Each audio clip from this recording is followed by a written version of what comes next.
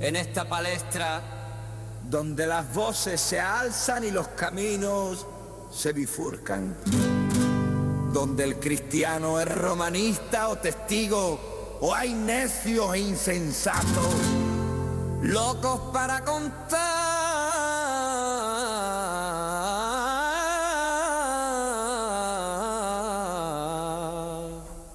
relatos.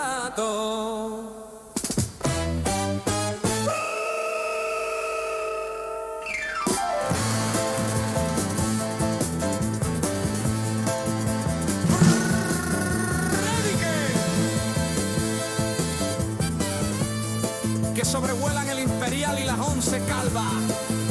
Cuervo y campaneros blancos.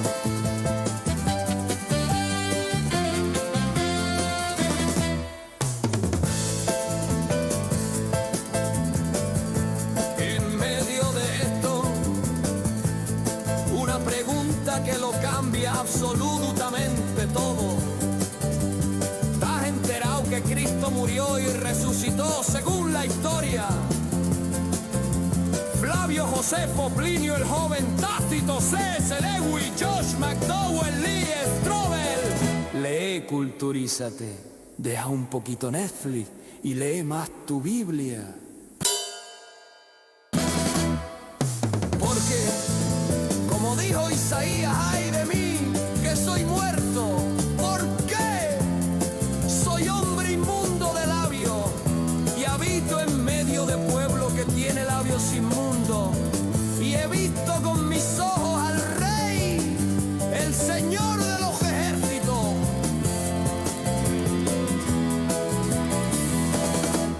Aún así vive la vida, que vida solo hay una. Sí, vive la vida, pero como que hay un juicio con Dios, esperándote.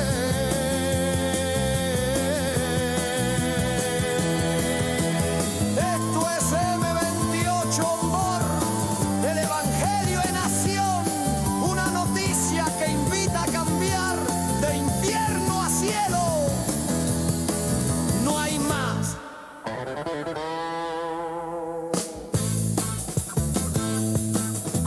Amén,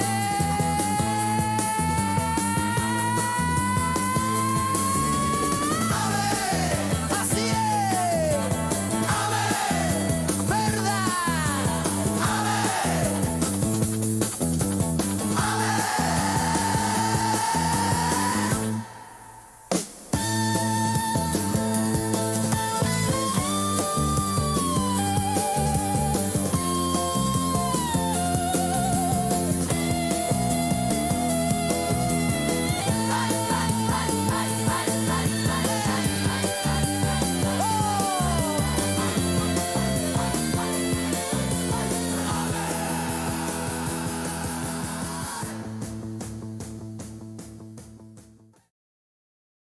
¿Estamos? Ok.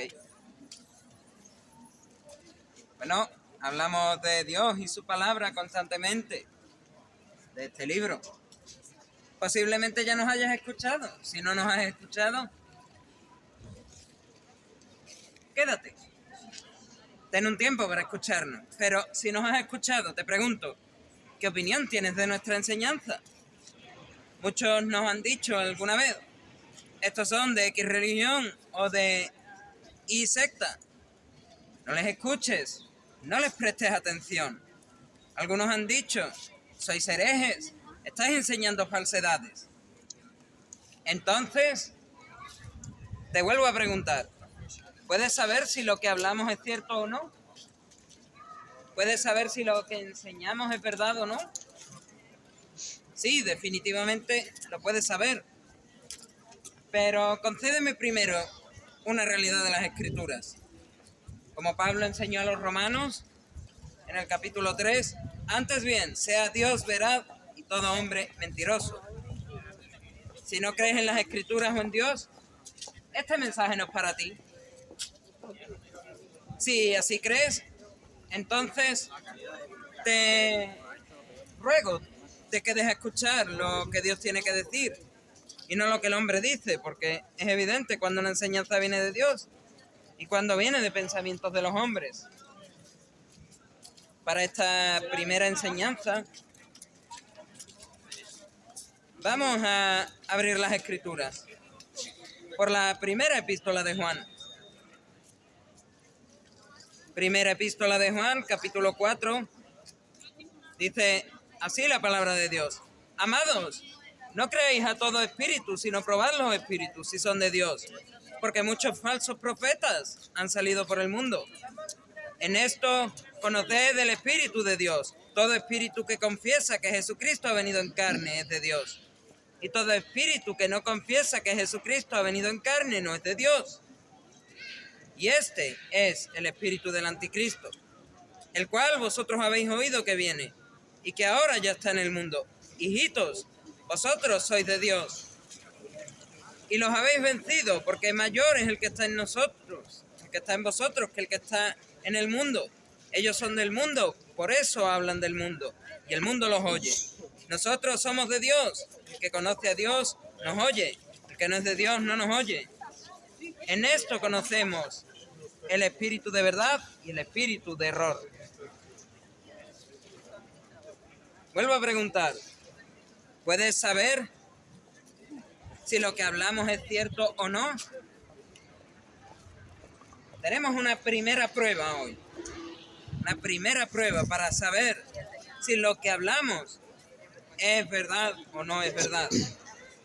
Todo depende de que me concedas una cosa, que esta es la palabra de Dios y que esto es verdad. Nada más. Entonces, te explico, la primera prueba para saber si lo que hablamos es verdad es que hablamos de una identidad que está en Cristo, hablamos de un Cristo que se encarnó. En su primera carta, Juan enseña que para discernir, para saber si alguien está diciendo una verdad o no respecto de la Biblia, comienza evaluando su mensaje, especialmente lo que dice acerca de Jesús. Por eso el apóstol ordena, no creáis a todo espíritu, sino probad los espíritus si son de Dios. El criterio principal para saber es doctrinal. Todo espíritu que confiesa que Jesucristo ha venido en carne es de Dios. La verdadera enseñanza, por tanto, reconoce la encarnación, que el Hijo Eterno asumió plenamente la naturaleza humana. Cuando un maestro niega esta verdad, ya sea rechazando la humanidad real de Cristo o minimizando su deidad hecha carne, muestra que no habla según el Espíritu de Dios, sino que refleja el espíritu del anticristo. Lo que se dice acerca de Jesús, por tanto, en este sentido, es un filtro fundamental para distinguir entre la verdad y el engaño. ¿Quieres saber que lo que hablamos viene de Dios? ¿Que lo que hablamos es lo que dice Dios? Si crees que la Biblia es la palabra de Dios, analiza. ¿Estamos hablando que Cristo se encarnó o no estamos hablando que Cristo se encarnó? ¿Lo confesamos o lo negamos? Además, Juan muestra que el origen del mensaje se confirma por su resonancia. Los falsos maestros son del mundo y su manera de hablar coincide con las expectativas y los valores del mundo. En los tiempos de Jesús, la manera de reconocer a un falso maestro, la manera de reconocer, por decirlo de alguna manera, a un fariseo, era escuchar el mensaje, analizar el mensaje que se encontraba ahí. ¿Qué podías encontrar ahí? Muy simple. Si alguien te decía, el Mesías viene de tal y tal manera, y no tiene sustento en la Escritura, ese hombre, se llame fariseo, religioso o como quieras, es un falso maestro. De la misma manera, ahora puedes reconocer si un mensaje es verdadero. Los falsos maestros son del mundo y su manera de hablar coincide con las expectativas y los valores del mundo. Por eso, dice Juan, el mundo los oye.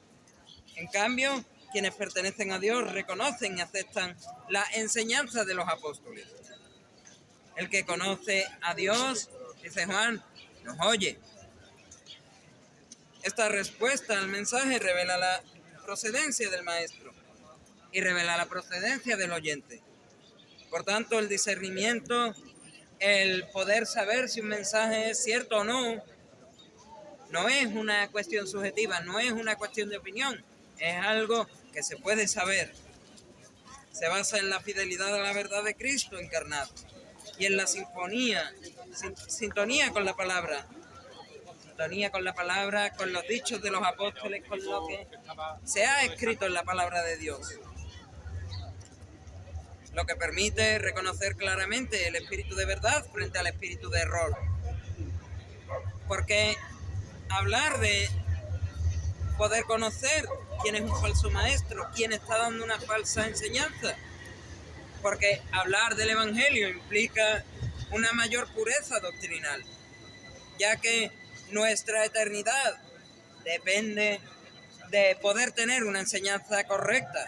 Jesús habla en el Evangelio de Lucas que quien más sabe, más se le demanda. Y la enseñanza de Mateo o de Marcos al final de los Evangelios es que el Hijo de Dios, el nacido de nuevo, debe predicar el Evangelio, porque Dios le ha enviado. En este sentido es necesario hablar de nuestra identidad para con Dios. El que no tiene al Espíritu de Cristo, dijo Pablo a los romanos, no es de Él, no es de Cristo. En este sentido hay una característica clara del que no es de Cristo, que vive en pecado. Puedes decirme que no eres pecador, pero ¿tienes alguna razón para decirme esto? ¿Tienes alguna razón para pensar así? No soy pecador, soy una buena persona. El rey David dijo en la palabra, en Salmos, capítulo 14, todos se desviaron, a una se han corrompido, no hay quien haga lo bueno, no hay ni siquiera uno. Podríamos hacer una pequeña lista. ¿Quién no ha mentido alguna vez? ¿A quién los padres no han castigado porque le desobedecieron alguna vez? ¿Quién no ha robado alguna vez? No me refiero solo a coger el dinero de una caja o a coger el artículo de una tienda. A día de hoy, robar es más fácil de lo que uno piensa. Solo razona contigo mismo. ¿Alguna vez has descargado una película, un libro, una serie, una canción, un disco de internet por el que había que pagar y no pagaste? Eso también es robar. Por tanto, nadie puede decir que es buena persona, nadie puede decir que no ha pecado. ¿Quién tiene razón entonces? ¿La tiene el hombre diciendo yo soy bueno? ¿O la tiene Dios diciendo todos se desviaron? No hay quien haga lo bueno, no hay ni siquiera uno. La razón, como ya dije, siempre la tiene Dios. Plantees lo que plantees, la razón la tiene Dios. Lo que es la verdad es lo que dice Dios, no lo que dice el hombre. Bajo ese caso, y con este diagnóstico, la palabra de Dios menciona que vamos a enfrentar un juicio delante de Dios. Y el apóstol Pablo menciona en su carta a los romanos cuáles son las condiciones para enfrentar este juicio. Dice Pablo en Romanos capítulo 2, pero por tu dureza y por tu corazón no arrepentido, atesoras para ti mismo ira para el día de la ira y la revelación del justo juicio de Dios, el cual pagará a cada uno conforme a sus obras. Cada día, con cada pecado, con cada mala acción, con cada mal pensamiento, con cada mala palabra que sale de ti, dice Dios, estás guardando, como si tuvieses una huchita a las espaldas, estás guardando ira de Dios. Así es. Y ira de Dios, y ira de Dios. ¿Hasta cuándo? Cuando rompes la cuchita de cerdito con tus moneditas de ira de Dios. Cuando se declare el justo juicio de Dios. ¿Y ahí qué?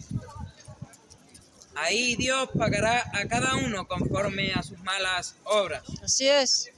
Estamos en un juicio, cada uno enfrentando sus malas obras, como los cargos que el juez ha definido.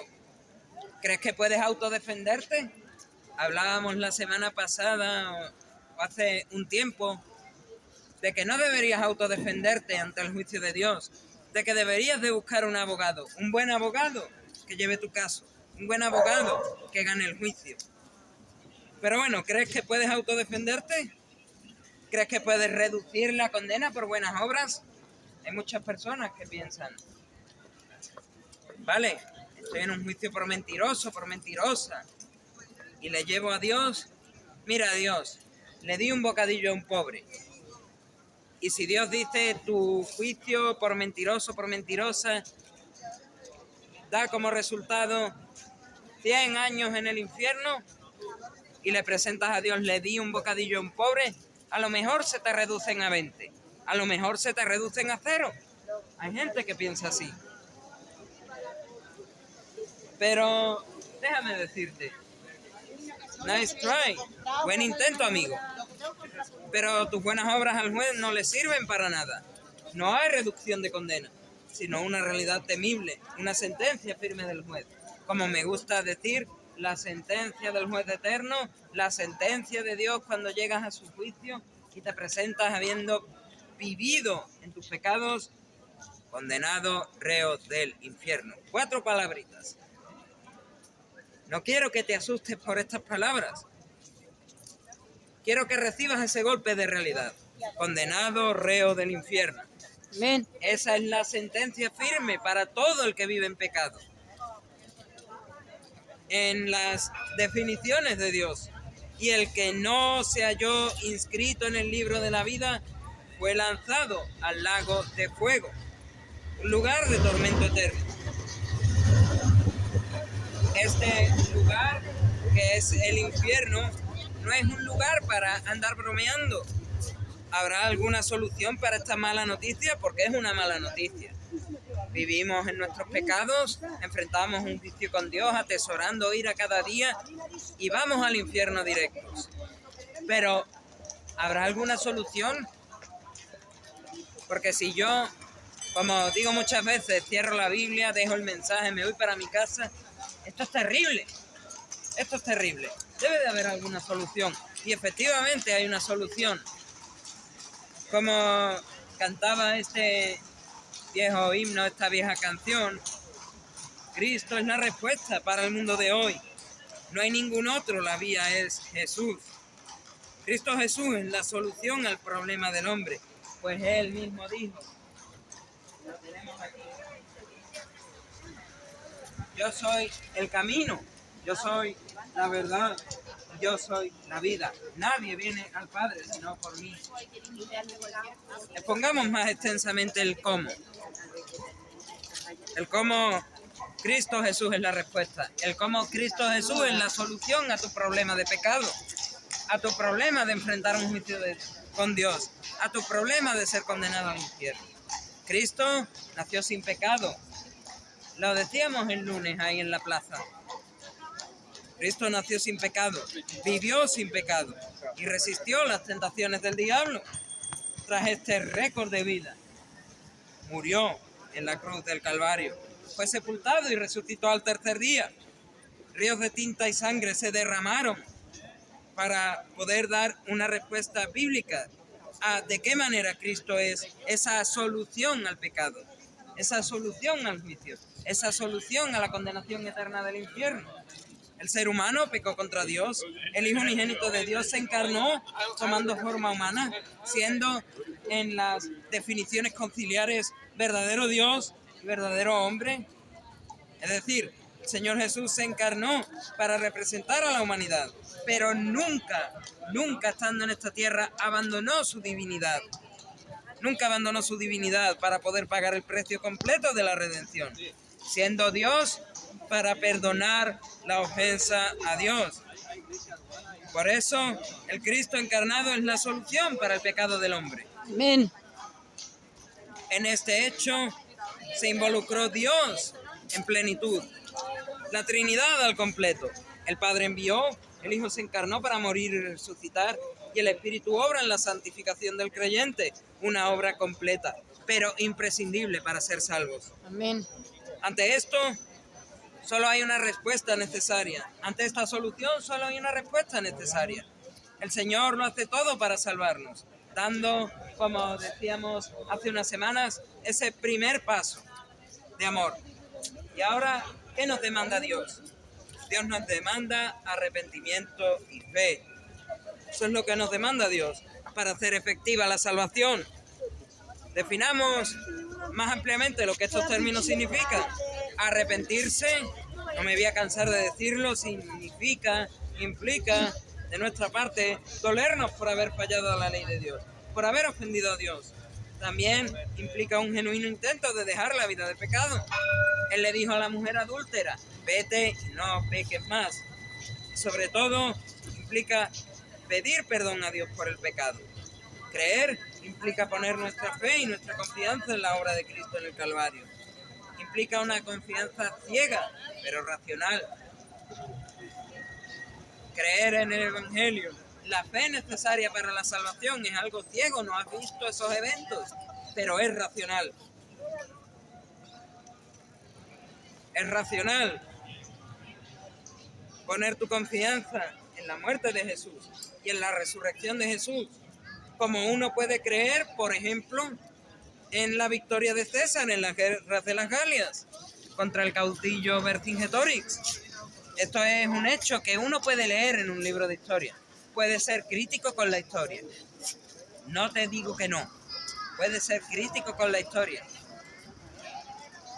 Pero aún así muchos creen que esto ocurrió, que hubo un caudillo de nombre Vercingetorix que, digamos, gobernó todas las tribus celtas de la Galia romana y combatió contra el César. Y el César le venció. Y el César mandó a ese hombre, como igual mandó a muchos de los apóstoles, debajo del Coliseo, a morir, a tener una muerte. Eso está en libros de historia. Puede ser crítico con la historia, pero muchos lo creen. La fe puesta en el Evangelio, la fe salvadora, es mucho mayor que esa fe. No tiene crítico, no tiene un solo crítico que pueda apartar esa capacidad de salvar a esa fe. Así ocurrió. Igual o mayor debe de ser nuestra fe en esa buena noticia de salvación, que el Señor Jesús murió por nuestros pecados derramando su sangre, que fue sepultado y que resucitó al tercer día, conforme a las Escrituras. Hay por tanto una manera, una verdad genuina, una manera de saber que lo que acabo yo de mencionar no son mis palabras, sino que es palabra de Dios, sino que es la verdad de Dios, lo que dice Dios. Y como mencionábamos, una de las maneras de saber que mi mensaje no viene de mis propios pensamientos es la encarnación de Jesús. Amén. En primera de Juan 4, Juan presenta no solo la manera de identificar al falso maestro cuando dijo los que no predican la encarnación, los que no creen en la encarnación, los que niegan la encarnación de Jesús no son de Dios, sino que también presenta ese rasgo esencial del verdadero, del buen maestro, del que enseña la palabra de Dios. Su confesión clara y fiel de la encarnación de Jesucristo. La primera evidencia de un maestro auténtico es que su enseñanza afirma sin ambigüedades que Jesucristo ha venido en carne. Esta confesión no es un simple detalle doctrinal, sino el corazón del Evangelio. No puede haber Evangelio si Cristo no se encarnó. Así es. Dios mismo haciéndose hombre para salvarnos. El verdadero maestro honra esta verdad, la proclama con convicción y la mantiene como fundamento indispensable. Su mensaje está alineado con el Espíritu de Dios, porque reconoce plenamente la persona de Cristo, verdadero Dios, verdadero hombre. a través de esta confesión, tú que me oyes, puedes saber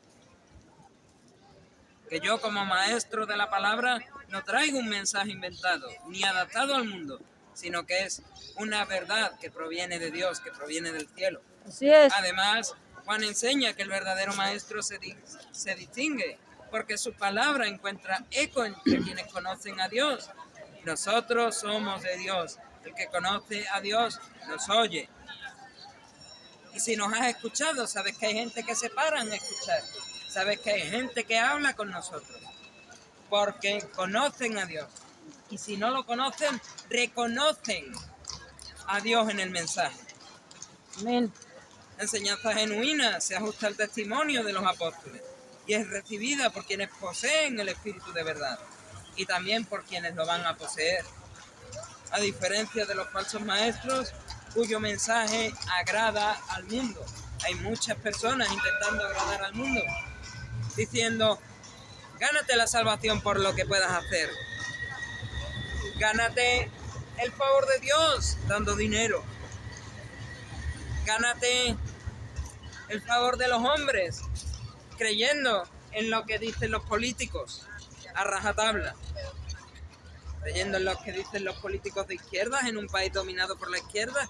Creyendo en lo que dicen los políticos de derecha en un país dominado por la derecha.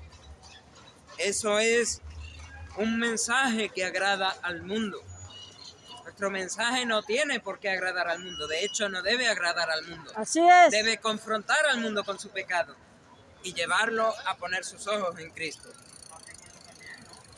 El verdadero maestro habla, sin embargo, desde la realidad de Dios. Y por eso sus palabras edifican, sus palabras corrigen y sus palabras fortalecen la fe. Su mensaje no nace del espíritu del mundo, sino del Espíritu Santo, que habita en los creyentes y les permite reconocer que mayor es el que está en vosotros. Así, tanto por el contenido, la confesión de Cristo encarnado, como por la resonancia, la aceptación de quienes son de Dios, se puede saber con claridad quién es un fiel maestro de la verdad. Termino haciendo un llamado. El llamado de Dios es claro a través de la Biblia. Como dice, hoy estoy un poco con los himnos antiguos, has hallado en Cristo plena salvación por la sangre que Él derramó. Entonces puedes cantar, yo soy limpio en la sangre de Cristo Jesús. Hoy es el día de la salvación, amigo, de ser completo en Jesús. No esperes más, pues no vas a encontrar puerta de salida en tu destino eterno. ¿Quieres un aval para la veracidad de mis palabras? Lo repito, Cristo se encarnó, verdaderamente Él se ha encarnado, para vivir en tu lugar esa perfección y santidad que Dios te demanda y tomar para sí la ira y el juicio que Dios te iba a demandar. Recuerda que el justo por la fe vivirá. Así es. Y tú puedes recibir el cielo hoy. Cree en Jesucristo. Tu eternidad depende de tener tu identidad puesta en Cristo. Y así le darás toda la gloria, la honra y la alabanza que solo Él merece. A Él sea la gloria.